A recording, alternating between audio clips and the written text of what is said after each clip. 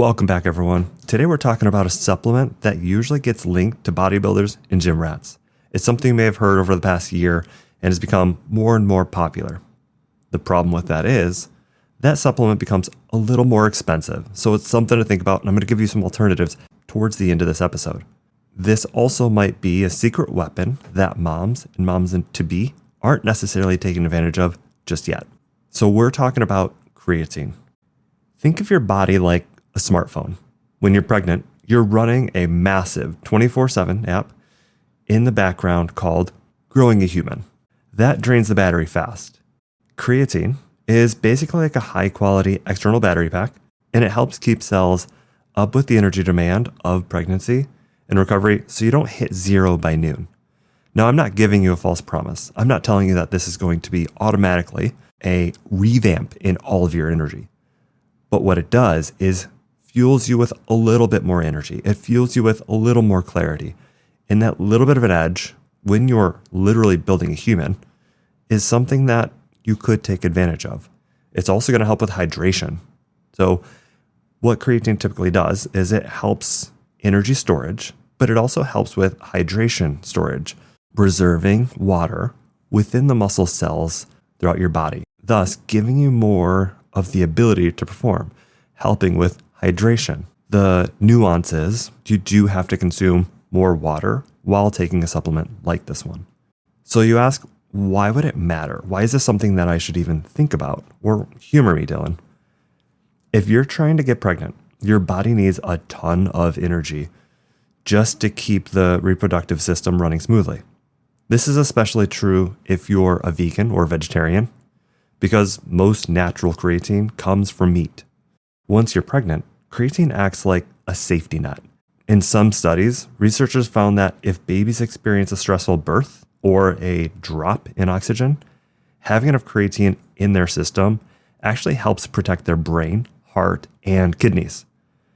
It's like an insurance policy for the baby's health. And from a parenting perspective, I'm going to do whatever I can to help ensure the health and safety of my own child. Now, ultimately, what my wife chooses to do, that is her body, her choice. I'm going to say that. I will help encourage and support her in whatever avenue, whatever choices she chooses to make. When it comes to health and nutrition, I do take a little bit of accountability, or a lot of accountability, to do the research and find out what is essential and what is flashy, waste of money, waste of time, waste of energy. And this was a topic that also from a provider standpoint, I work with a lot of pre and postnatal ladies. That being said, this topic comes up time and time again. So I decided to finally make an episode about it. I decided to finally share some of the research that I've come across and some of the research that I've recently reread, just to affirm some of the things that I'm sharing with you today. Now, let's talk about the fourth trimester. After the baby arrives, you've entered what's called survival mode. You're tired. You might be all over the place when it comes to mood, and your body is trying to heal. And I'm not even talking about the mother yet. For your mood, your brain uses a ton of energy to regulate emotions. Creatine also helps fuel that process, which may help with postpartum fog or mood drops. Some of the research I've come across, as for the baby, breast milk actually doesn't have much creatine in it. So the baby relies on what is stored up within their system prior to delivery. And starting earlier usually helps them as well. So here's how to do it. If you want to start today, don't overthink it. Here's a simple protocol. Buy a creatine monohydrate. It's the cheapest, safest, most tested version that doesn't have a fancy label to trick you into paying more for it. There's a ton of different options out there. Creatine monohydrate specifically is the one that I'm referring to and the one I would suggest going towards. There are some individuals, a lower percentage, that will complain about any gut disturbances, we'll say. The workaround with that, drink more water. As I mentioned before, it does have a direct effect on water retention.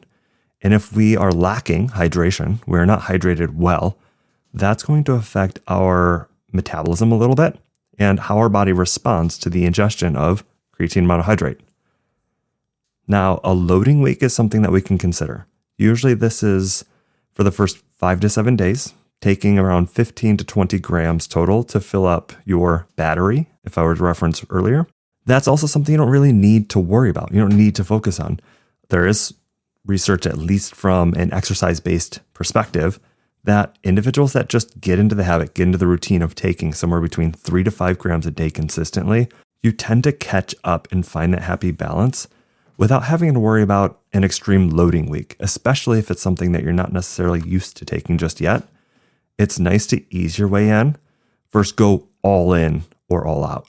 So maintaining around 3 to 5 grams a day, typically one small scoop, keeps you topped off. It keeps you moving. Something that I'm usually going to look for and something I will suggest looking for is something that's NSF certified. Usually they may have a seal on the bottle. You can also research it as an option. I'll add the link within the show notes to ensure that you can check out their website yourself. This means a third party. Check to make sure it is pure and safe. Ultimately, it has what it says it has in it, and no unwanted additives like heavy metals or some sort of filler that can have adverse reactions within your body. As for grocery store alternatives, if you're not a fan of powder, I'm not going to say that you're SOL. What I'll say is you can get creatine from your dinner plate. Here's some of the top picks, some of the things that instantly cross my mind when it comes to higher creatine content. Usually white fish, so herring, cod. I'm a big fan of salmon, so that also has creatine in it. Beef, steak, different red meats do tend to have creatine in it as another option. That's usually the most common when I talk to people they think about is beef. But as I just suggested, you might actually get away being pescatarian, still getting your creatine in by adding those foods within your plate. Note that for vegans, you don't have to have creatine. Eating seeds, nuts, beans gives your body the ingredients it may need to make its own. Now, this is going off the assumption you have the genetic predisposition to be able to do this efficiently and well, so you can do without. But the creatine supplements generally suggested and recommended to consider, especially if you are a vegan or vegetarian. It's just a slower process, which may be why the supplement can be so helpful here. And before I go, there's definitely something I want to ensure that I share with you. Before running to the store, taking any sort of supplement, there's one quick heads up. Taking creatine might make a urine test look a little different. It shows up on your creatinine levels. So don't panic. This is just your body processing, and it's not a sign of kidney issues. Just let your doctor know that you're taking it. The trade-off, some physicians, some MDs aren't necessarily or super familiar with the creatine supplement, and their first resort is going to be safety first. They're going to suggest maybe don't take that supplement. And it's one of those, I don't know enough about it. I'm going to err on the side of caution based on the fact that there truly aren't enough human studies to suggest whether or not you should or should not take this supplement. Now, what I would say is there's a ton of human studies in general.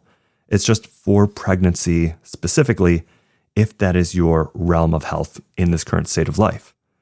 Now, the bottom line is I'm not going to supersede anything that your physician tells you to do. And I do suggest that it is important to have that conversation with your primary care provider, with your OBGYN, see what they say, find out what works best for you. And again, if the supplement isn't something you want, I don't have a direct association to any supplement company. I'm going to go with food, and then it's not considered a supplement anyways, right? Because it is your nutrition, is your body digesting, ingesting, and taking in the macronutrients, micronutrients, and ultimately the creatine that's already in those foods naturally. So the bottom line is consistency is going to be key, and taking small amounts every single day or choosing the right foods every single day to keep that battery charged and give your body the energy that it needs for the hardest job on earth. And I don't say that lightly. Your next level doesn't come from wishing. It comes from daily consistent action. Lean into discomfort and stay relentless, because average is optional, growth is a choice, and the practical edge is where you sharpen that choice. Until next time, stay focused, stay driven, and keep leveling up.